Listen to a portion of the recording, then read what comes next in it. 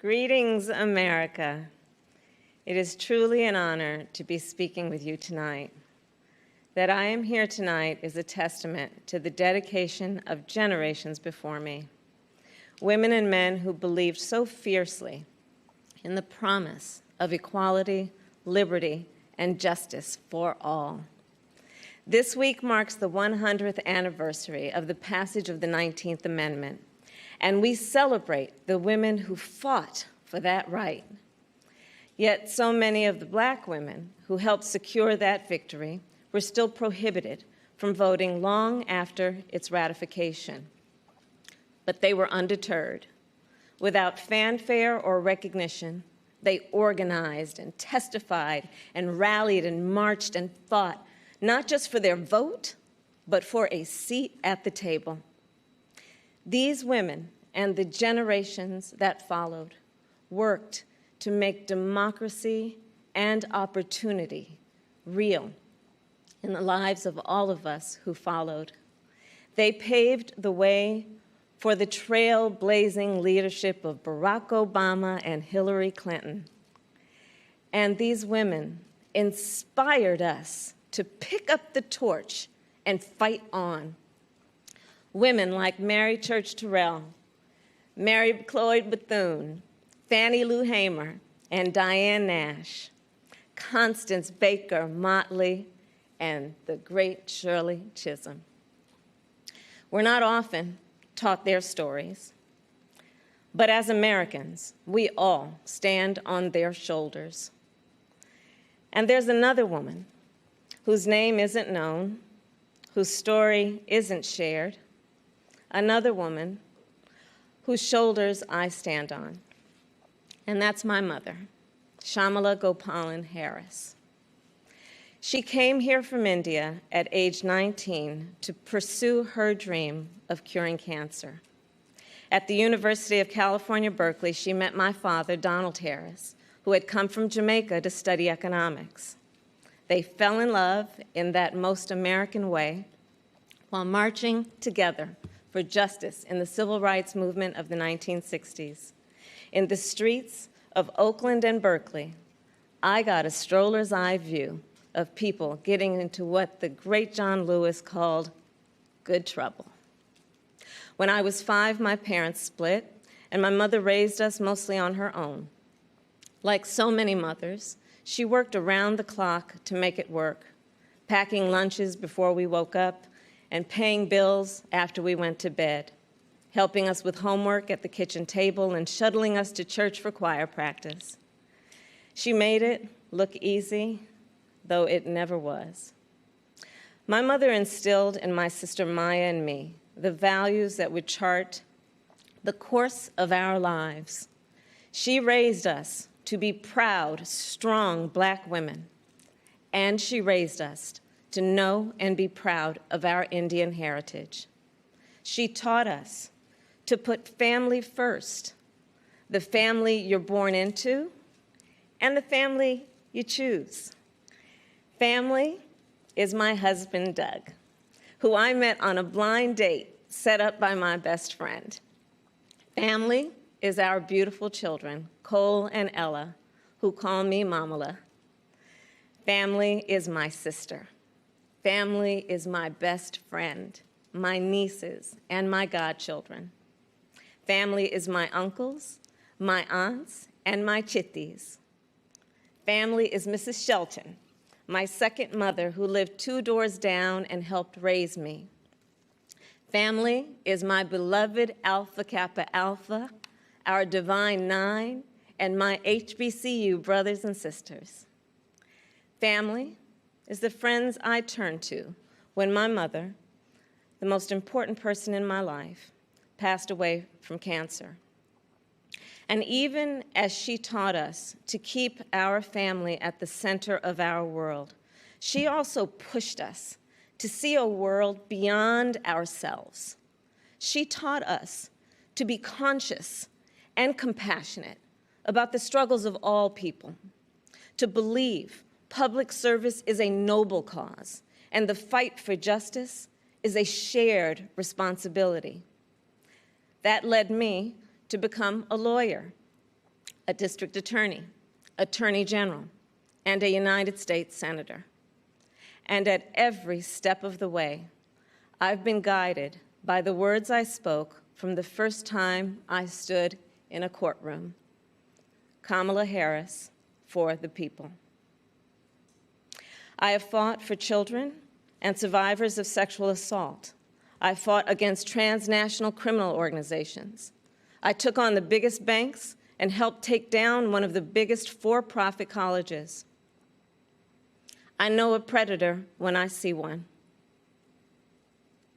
My mother taught me that service to others gives life purpose and meaning. And oh, how I wish she were here tonight, but I know she's looking down on me from above. I keep thinking about that 25-year-old Indian woman, all of 5 feet tall, who gave birth to me at Kaiser Hospital in Oakland, California. On that day, she probably could have never imagined that I would be standing before you now and speaking these words.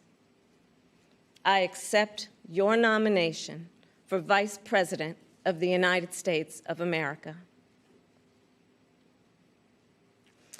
I do so committed to the values she taught me, to the word that teaches me to walk by faith and not by sight, and to a vision passed on through generations of Americans, one that Joe Biden shares, a vision of our nation as a beloved community, where all are welcome, no matter what we look like, no matter where we come from, or who we love. A country where we may not agree on every detail, but we are united by the fundamental belief that every human being is of infinite worth, deserving of compassion, dignity, and respect. A country where we look out for one another, where we rise and fall as one, where we face our challenges and celebrate our triumphs together. Today, that country feels distant. Donald Trump's failure of leadership has cost lives and livelihoods. If you're a parent struggling with your child's remote learning, or you're a teacher struggling on the other side of that screen, you know what we're doing right now is not working. And we are a nation that is grieving the loss of life, the loss of jobs, the loss of opportunities, the loss of normalcy, and yes, the loss of certainty.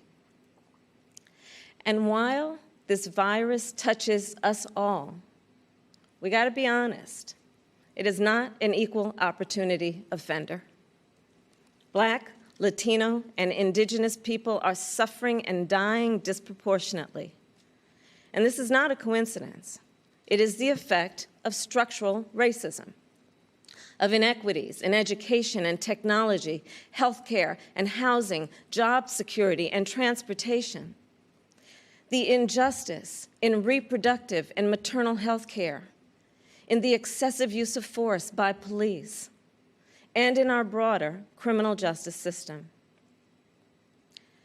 This virus, it has no eyes, and yet it knows exactly how we see each other and how we treat each other. And let's be clear, there is no vaccine for racism. We've got to do the work. For George Floyd, for Breonna Taylor, for the lives of too many others to name, for our children, and for all of us. We've got to do the work to fulfill that promise of equal justice under law. Because here's the thing, none of us are free until all of us are free. So we're at an inflection point. The constant chaos leaves us adrift. The incompetence makes us feel afraid. The callousness makes us feel alone. It's a lot. And here's the thing. We can do better and deserve so much more. We must elect a president who will bring something different, something better, and do the important work. A president who will bring all of us together, Black, white, Latino, Asian, Indigenous, to achieve the future we collectively want. We must elect Joe Biden. And I will tell you, I knew Joe as vice president. I knew Joe on the campaign trail. And I first got to know Joe as the father of my friend. So Joe's son, Beau, and I served as attorneys general of our states, Delaware and California. During the Great Recession, he and I spoke on the phone nearly every day, working together to win back billions of dollars for homeowners from the big banks that foreclosed on people's homes. And Beau and I, we would talk about his family, how as a single father, Joe would spend 4 hours every day riding the train back and forth from Wilmington to Washington. Beau and Hunter got to have breakfast every morning with their dad. They went to sleep every night with the sound of his voice reading bedtime stories. And while they endured an unspeakable loss, those two little boys always knew that they were deeply, unconditionally loved. And what also moved me about Joe is the work that he did as he was going back and forth. This is the leader who wrote the Violence Against Women Act and enacted the assault weapons ban, who as vice president implemented the Recovery Act, which brought our country back from the Great Recessions. He championed the Affordable Care Act, protecting millions of Americans with pre-existing conditions, who spent decades promoting American values and interests around the world. Joe, he believes we stand with our allies and stand up to our adversaries. Right now, we have a president who turns our tragedies into political weapons. Joe will be a president who turns our challenges into purpose.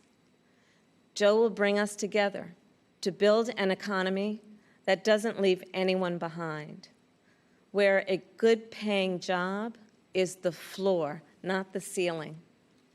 Joe will bring us together to end this pandemic and make sure that we are prepared for the next one. Joe will bring us together to squarely face and dismantle racial injustice, furthering the work of generations. Joe and I believe that we can build that beloved community, one that is strong and decent, just and kind, one in which we can all see ourselves. That's the vision that our parents and grandparents fought for, the vision that made my own life possible, the vision that makes the American promise, for all its complexities and imperfections, a promise worth fighting for. So make no mistake, the road ahead is not easy. We may stumble. We may fall short. But I pledge to you that we will act boldly and deal with our challenges honestly.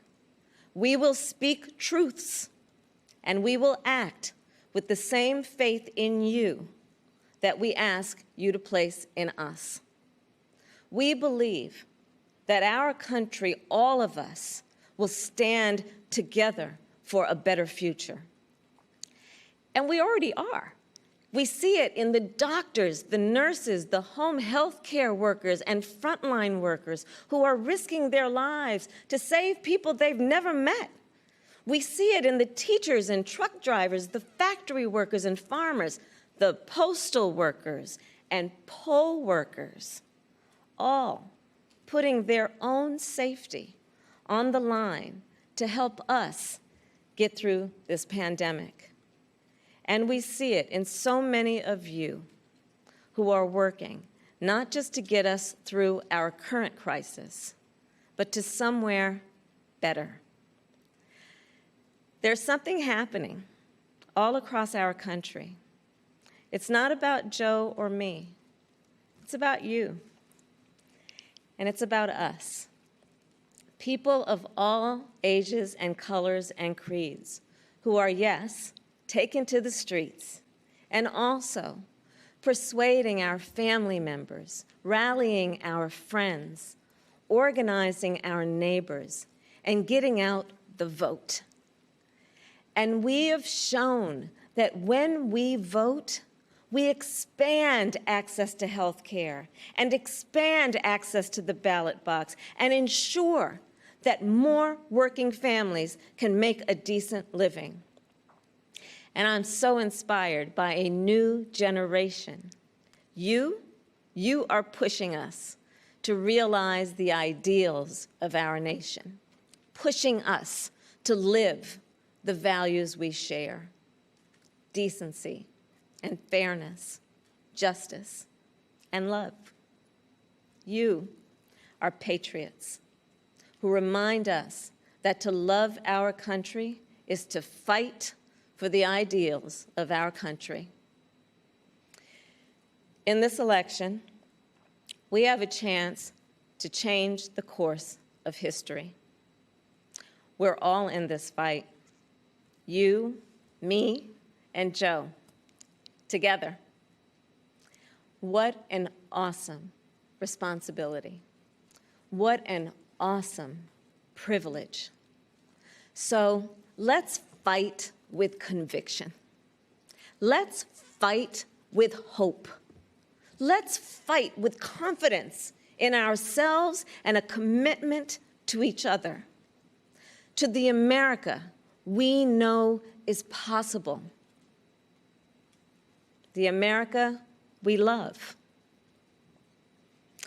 And years from now, this moment will have passed, and our children and our grandchildren will look in our eyes, and they're going to ask us, where were you when the stakes were so high? They will ask us, what was it like? And we will tell them. We will tell them not just how we felt, we will tell them what we did. Thank you, God bless you, and God bless the United States of America.